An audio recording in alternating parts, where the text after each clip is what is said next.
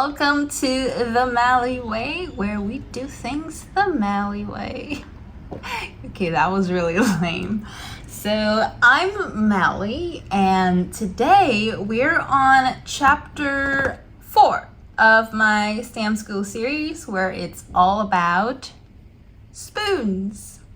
I've got a variety of spoons lined up here, and I will be going through what to look out for when you're picking your spoons, whether to clean them, how often to clean them, and how to protect them.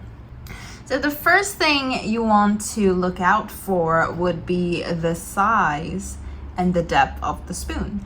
I generally recommend getting a larger one, preferably one with some depth, so it can hold the wax without overflowing. I've been asked before whether kitchen spoons, the type that you use to have lunch, dinner, whether that works, and it does, but because it's usually on the shallow side, it is more likely that the wax is gonna overflow, so I don't recommend it. But if you have an extra spoon lying around that you no longer want to use for dinner, why not? So if deep spoons aren't available wherever you get your supplies, wide spoons like these work just as well. It's not as deep, you can see here, but it's wider. So it also holds quite a bit of wax, and it works just as well. So when creating wax seals, I take into account the size of my stamp when I pick out my spoon. So if it's a larger stamp head, I would go with a larger spoon because it's gonna need more wax. And if it's a smaller one, then it's not too big of a deal, but I would go with a smaller spoon because I just like it. I think over time I found it easier to handle sometimes with smaller spoons if I'm working with a smaller stamp head, because, well, for one, I might want to keep my larger spoons available for larger stamp heads if I like the color that they're currently dried up in. I don't clean my spoons often. I don't like to do it. I think it's a waste of wax. Like this spoon, I haven't used it since I filmed one of the shorts, the acorn flower designed stamp head, and I really like the color. I want it to stay this way, and I'm not going to use it unless I really need it for aesthetics because it's a pretty spoon. Personally, I found that if I am working with a smaller stamp, this is one that I was gifted by Craftsfire. This is about 1.5 mm in diameter. It is a lot smaller than the typical stamp head that you might use. This is not going to use a lot of wax. It might use maybe one star-shaped bead if there's leftovers in the spoon, or 2 octagon shaped beads, probably 2 if your spoon is clean, because some of the wax is gonna cling onto the spoon when you pour, so you want to make sure that you have some extra when you melt it for the first time. You see how when you melt wax, and with a wide spoon like that, it spreads, and when you pour, more wax gets stuck on the spoon because the spoon is so wide. The surface area is a lot larger, so the wax stays here, not everything pours out. With a smaller stamp, since I'm not using a lot of wax, I mean, I guess I could add more, but then it throws off the measurements, and yeah, it's a whole thing. With a smaller spoon, less wax is likely to cling onto the spoon. It will still cling on the spoon, but not as much because the surface area is not as large. So I mean, if this doesn't make sense, it doesn't make sense. It's not that big of a deal. It's just a personal preference. As long as your wax doesn't overflow, you're good. The bigger the better. Well, don't go bigger than this. I have one spoon that's super big. Not great for casual projects. Just get something of this size. This size also works. But if you're working with a 30 mm stamp head, like these, this might fill to the brim and might be harder to control. Also, a wider spoon might actually be better than a deeper one because the heat is distributed more evenly with a wider spoon. Let me show you.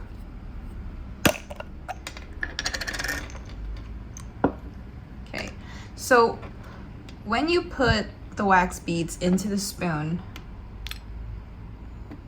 it goes straight to the bottom. And when you heat, oh no! And when you heat the spoon up to melt the wax, the heat is gonna be concentrated here.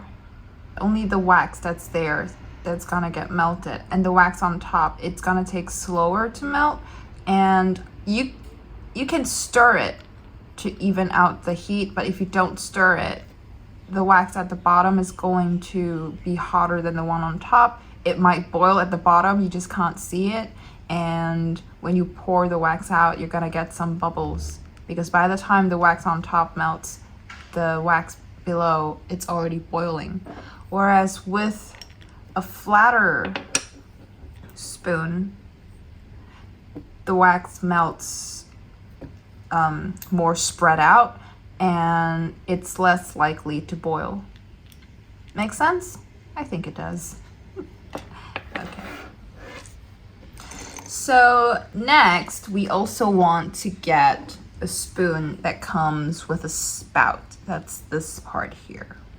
I've said it multiple times across different chapters already. It is not necessary, but it makes it a lot easier to guide and control the flow and direction and sometimes even speed of the wax when you're pouring.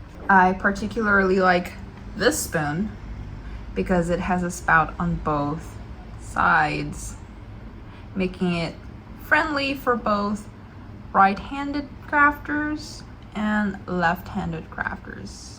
Even if you're not right-handed, sometimes your right hand's occupied, or maybe it's just the position of your card or everything, because it is a time-sensitive process. You might have to use your left hand sometimes, and this is very helpful.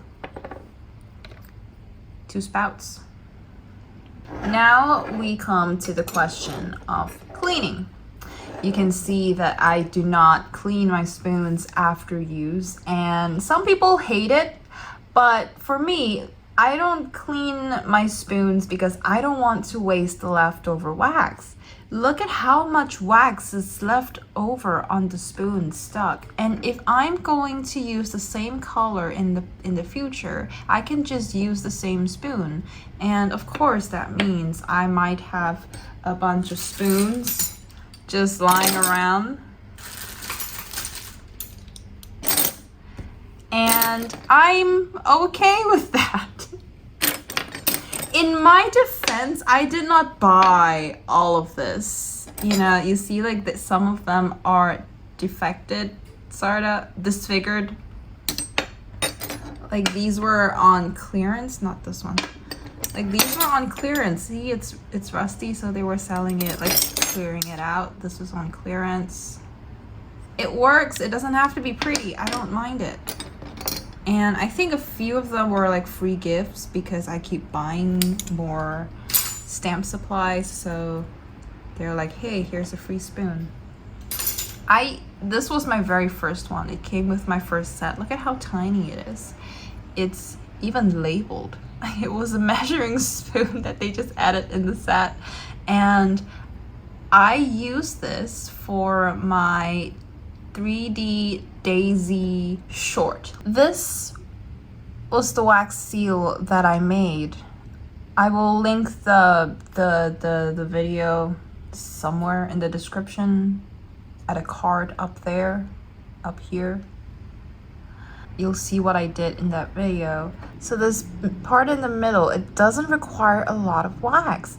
So I only needed one octagon bead and it fits perfectly in this tiny little spoon. I might have used two because my spoon was probably like clean. If I used a larger spoon, more of the wax would have clung to the spoon and I might not have enough wax for this flower. I'm usually pretty flexible with the wax color when I'm creating, so sometimes I either just mix in more wax to create a new color or create a marbled or multicolored wax seal by letting the wax melt regularly. So this would be an example of a multicolored wax seal that I made. I'll link the video in the description and up here so you can see what I did and when I was creating the wax seal. In that video, it was all just a mixture of colors and stuff because I like the look. I don't particularly favor single colored seals, but maybe that's just because I'm cheap and I don't want to waste all of this wax. But it does look pretty, doesn't it? Yeah. So I don't clean my spoons very often, usually only when I need to create seals with very specific colors for certain projects. But you can choose to clean your spoon after every use. It's really a personal preference how you want to maintain your spoons. You can see that I'm not really good at taking care of my spoons. I don't mind it as long as it works. It doesn't have to be pretty. It adds character. So how do you clean them? First, you need to heat your spoon up to melt the wax that has stayed on your spoon. And well, if you're cleaning your spoon immediately after creating your seal, then you don't have to necessarily heat it up again because I'm assuming that your wax is still flowing and you could just wipe it off. But if it has already started to set on your spoon, then just pop it back over your candle and you're good to go. So now I'm going to just demonstrate to you the difference between having a spoon with a spout. Let's use this one because they're more similar. I'm just gonna demonstrate the difference between a spoon with or without a spout. There's not too big of a difference, but having a spout does help you control the flow better. The spoon was also deformed. It was yeah. So it doesn't balance very well because it's not round.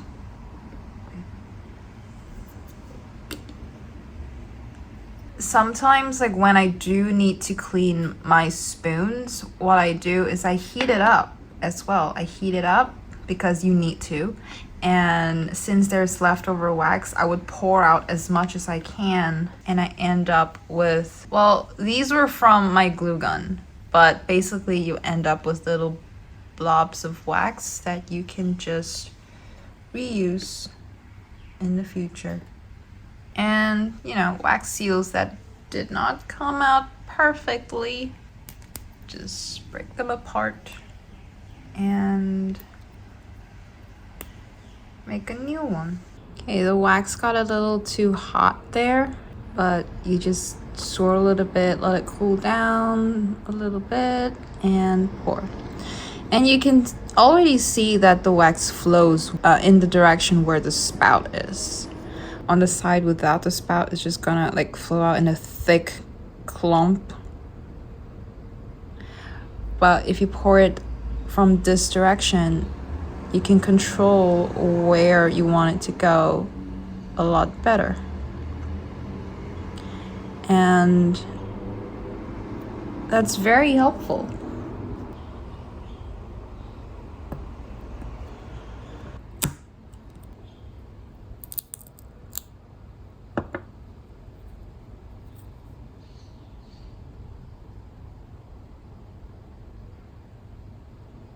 I just realized I'm being very quiet. ASMR habits, I guess. And whereas with the spoon without the spout, you can still control it. And if there's not a lot of wax, it still works. It works just the same. It's really mostly about the starting point when you first pour out the load of the wax. Because sometimes if you want to create like a specific, this is a round stamp, so maybe this wasn't the best example. If you're looking to create like a really specific wax seal, like if you want to do like a heart shape and you don't want it to end up being like a lot of leftover wax along the sides, you want better control with your spoon, and you can achieve that when you have a spout, when you pour it. Yeah, so like I said, it's not necessary, but it's good to have.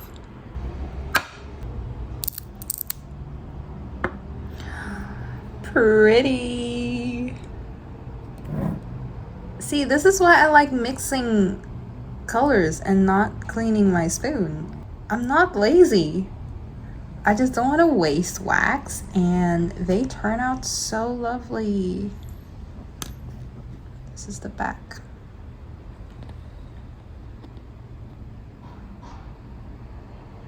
Now let's move on to the cleaning. Which spoon should I clean? I don't want to clean any of them. That's the problem. I like all of them. Okay, I'll do it with the spoon for the sake of what I want to demonstrate. I'll do it. It pains me. I don't like cleaning my spoons. Okay. So while that heats up, I'm going to also prepare my coaster because I want to show you how I do it exactly. Because like the reason why I chose this spoon to be cleaned is because of the amount of wax that it has stuck on it. So it's gonna be easier for me to show you what I meant earlier when I said if there's a lot of leftover wax, I will pour out as much as I can before I wipe the spoon, so I waste as little as possible. It's pretty self-explanatory, like you just pour out the excess wax, but I think it's helpful to see how it happens. See, the wax is already melting. I propped the spoon up in this direction so it melts, like so the wax that gathered on this part of the spoon flows down. And you know how I said don't boil your wax because it gets flowy? When I'm cleaning my spoon, I want it to be flowy because the more flowy it is, the less it clings to the spoon. And besides, I'm not doing a project at the moment anyway. And you know what? Actually, since this is such a tiny blob of wax, maybe I can just make another wax seal using my tiny little stamp. But this is too much wax for this stamp. Oh, I need to make a decision quick. Okay, I'm gonna use this one. So you pour out the wax. You see that it already started boiling because I left it up there for so long. And this is not enough wax for... Oh, it's just right. Ooh, lovely. Okay, so you see that there's still some leftover wax. I'm gonna heat it up again, propping it at an angle. But first you want to clean your spout. I sometimes forget. And if you don't clean your spout, you can see, right? Like some of the wax they gathered here. Ooh. And now that the wax is like super flowy, I'm gonna pour it onto my coaster.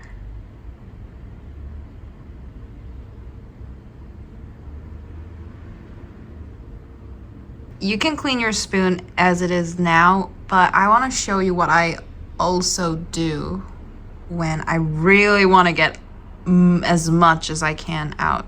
So I'm gonna pop the spoon back and wait for this to dry.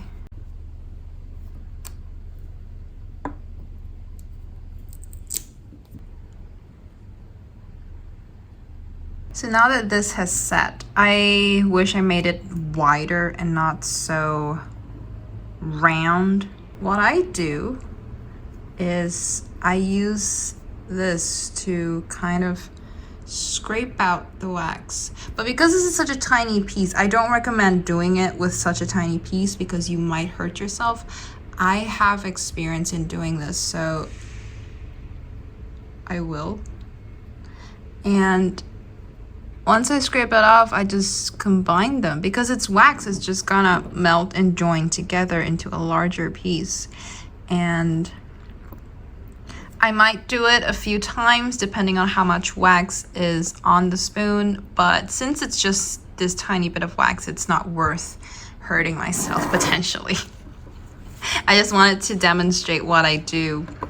And now all you need to do is grab a piece of tissue. You want to make sure that your tissue is layered up. Like you can fold it, you can scrunch it. Some people just scrunch it. I think that's a bit wasteful. So I just fold it, layer it up, and while the wax is still melted and flowing, wipe it. Be careful not to touch the spoon because, you know, it just came off the candle, the furnace. So it's going to be hot. And what I like to do is once I get one part, maybe I just fold it in and use the other side. Because if you're going to wipe the wax with the same area, you're just going to transfer the wax that you got off the spoon back onto the spoon, because once it gets into contact with the hot spoon, it melts and it's going to transfer again. And you're gonna end up doing extra work. See? Well, this spoon is not going to become like super clean because it was a clearance spoon. It was never super clean to begin with. And to clean the bottom, sometimes I do it like that, but because the spoon is so hot, I wanna protect myself. Yeah. Just clean off as much as you can. If there's anything on the spoon that you can't clean off, don't stress about that, because if you can't wipe it off, it's never coming off, and it won't affect your future seal. Yeah. Well, unless you really want your spoon to be super pretty. But that's the thing with art, with crafts. Like your tools are not going to stay pristine. Like look at this furnace. It was new, but with so much use, it just burned. Okay. And while the furnace is still warm, clean this part too. I know it's not an episode on furnaces, but hey. Okay. Once the wax has hardened, like on your tissue, this tissue is so colorful. What did I do with it? Oh, I painted. Okay. I think I did some painting. Yeah.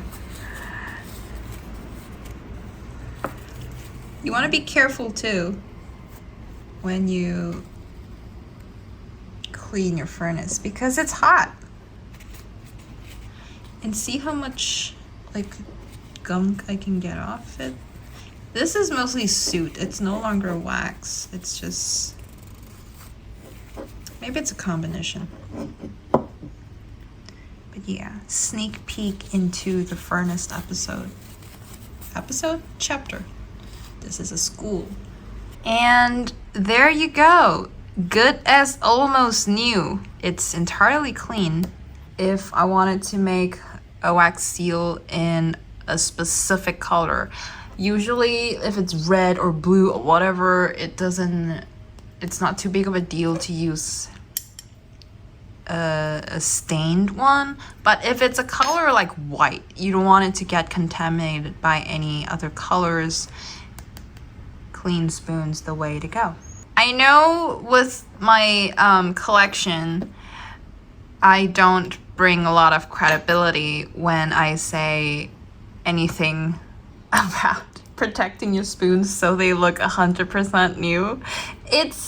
I think it's possible. I'm just really bad at it. But since this is a chapter about spoons, I also want to address it because I learn as well. And I have seen videos in the past. They talked about how you can keep your spoons clean. And what they do is to ensure that when you melt your wax, you keep the bottom of your spoon far away from the flame, because this is what happens when your spoon gets close to the flame or, you know, gets prolonged exposure. I'm very bad at it. I tried to do it with this spoon. This spoon was new and nope. The bottom got burnt, the sides got burnt as well from the contact with the hot furnace. So by that logic, even though I personally am not able to achieve mastery of pristine spoons, this spoon is still super clean, but that's probably because I don't use it very often. And I guess I am more protective of this one because this one's purple and it's really cute. And I hope that it will stay that way. Cute and innocent. These spoons have seen stuff out there. And so by deducing what happened, I would say, yeah, keep the flame away from the bottom of your spoon. And what they do to prevent that is they trim the wick off the candle. I think you're supposed to do that anyway, but I don't, because I want my wax to melt as quickly as possible, so I like the flame large. But it also helps to have a small flame sometimes. Yeah, it's a lot of details. I won't be able to explain all of it in this video without having things get too confusing and having the video to be super long, because this video has already been going on longer than I planned. So yeah, make sure that it doesn't get into direct contact with heat, and don't leave it on your furnace for too long, because same reason, the heat is going to turn your spoon and there will be stains. Just don't leave the spoon on the furnace. If the flame is going, just take it off and put it on a piece of tissue or something when it's not in use to protect it. Yep, this has been my chapter on spoons. I hope this has been helpful, and I hope that you learned something. I did. And thank you for watching my video. If you have any questions about this chapter or anything else about wax stamping, please leave it in the comments below. I will do my best to reply in the comments, but if it requires a more comprehensive demonstration or something, it might take me a while to get back to you, because I might make a video on it. And if you enjoyed this series so far, please do leave my videos, leave a thumbs up on my videos, subscribe. What do the YouTubers say? Subscribe, ring that bell so you get notified every time I upload a video. I watch too much YouTube. It really does motivate me to create more videos, to keep working on this series. Yeah, subscribe to stay updated, and happy stamping!